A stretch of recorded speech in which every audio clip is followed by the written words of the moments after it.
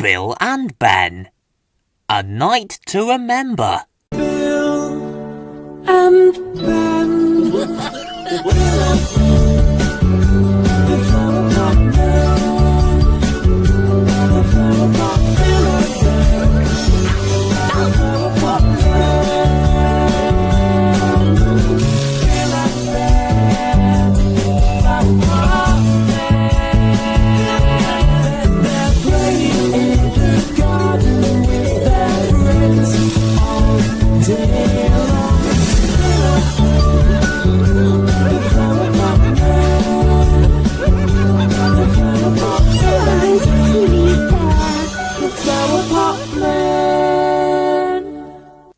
It was a beautiful day in the garden, but Slowcoach hadn't noticed.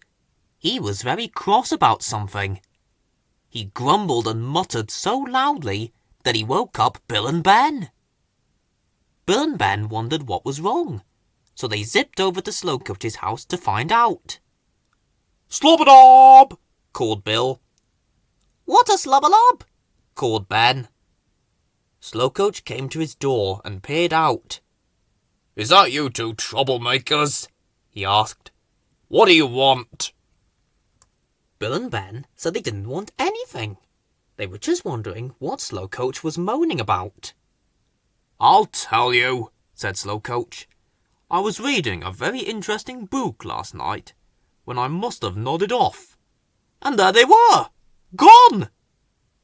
"Flop?" asked Bill. "My spectacles!" said Slowcoach. "Someone has pinched my spectacles, and I can't see a thing without them." Bill had an idea. "Flobberdob!" he said. He and Ben would find the glasses thief for Slowcoach and get his spectacles back for him. "I'll believe that when I see it," muttered Slowcoach as he stomped back inside. Bill thought that because the spectacles were stolen at night, it was quite likely the thief would wait until darkness before he tried to take anything else. He whispered his plan to Ben. This time, they would be ready for him. That night, while Weed was fast asleep between the flower pots, Bill got up. "Flobberdan!" he called softly. Ben was still asleep. Bill went over to Ben's pot and looked inside. Then he whacked the side of the pot with a stick. Bang! Bang! Bang! Ben shot out of his pot and landed in a dazed heap next to Bill. Bill reminded Ben about their plan to find the mysterious glasses thief. "Ah, Flob," said Ben, tapping the side of his nose knowingly. The flower pot men crept very quietly along to the potting shed. Suddenly, an owl hooted. "Hoot! Hoot! Hoot!" "Wah!" yelled Ben and jumped into Bill's arms, terrified. But Bill was terrified too and dropped him. "Wah!" There was only one thing to do. "Flobberdied!" they said. They hid behind a watering can and began to wonder if catching the glasses thief was such a good idea after all. Having gone this far, though, they decided they weren't going to give up. Suddenly, they heard something else. Snore. "Flobberdot?" asked Bill, looking around. "Flobberdistle?" No, Thistle was sleeping quietly. Snore. There it was again! It was coming from the kennel! "Flobbernotta Thistle!" said Bill, his knees shaking. Bravely, the flowerpot men made their way into the kennel. At last, they thought they might have found the thief. Snore. Lovely sluggy sandwich. "Flobberdoo!" said Bill. He and Ben began to giggle. It was Boo!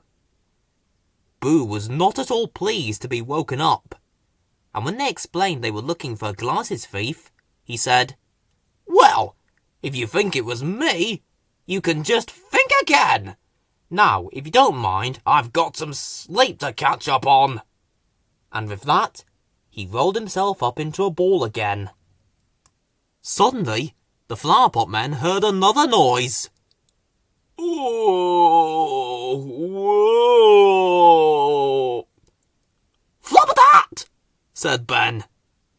Nervously, Bill and Ben tiptoed over to Ketchup's greenhouse. There, they found Ketchup shivering and moaning, blue with the cold. "Thank goodness you've come," said Ketchup. "The man left the greenhouse door open last night, and I'm freezing. You couldn't close it, could you?" Bill and Ben closed the greenhouse door for Ketchup and made their way back to their flower pots. They still hadn't found the glasses thief. Then they heard some strange noises coming from Slowcoach's house. It sounded as if the thief had returned. Quickly, they went inside. "Flubber-dob!" said Bill. It was just Slowcoach, tossing, turning, and dreaming in his sleep. Bill thought the thief might still come, so they decided to stay and watch over Slowcoach's house. But the tired flower pot men just couldn't stay awake, and they gradually fell fast asleep outside Slowcoach's doorway. The following morning, Slowcoach pushed them out of the way. "It's a bit early for fun and games, isn't it?" he said crossly. "Well, did you catch the thief?" Bill and Ben looked at each other. "Flob," said Bill, shaking his head. "Flobber-leap," said Ben. "You fell asleep," said Slowcoach. "Useless pair! And talking of sleep, I had a terrible night last night. It was as if something was stuck inside my shell. Just a minute." He pulled himself into his shell and rummaged around inside for a bit. Then he popped his head out again, and he was wearing his spectacles.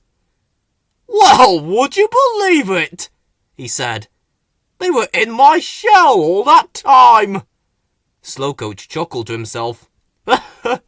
"Most amusing." Bill and Ben were speechless.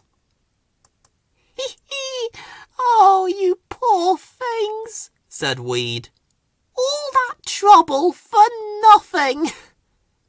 But the flower pot men were too tired to say anything. After their night of adventure, all they wanted to do was sleep. The end.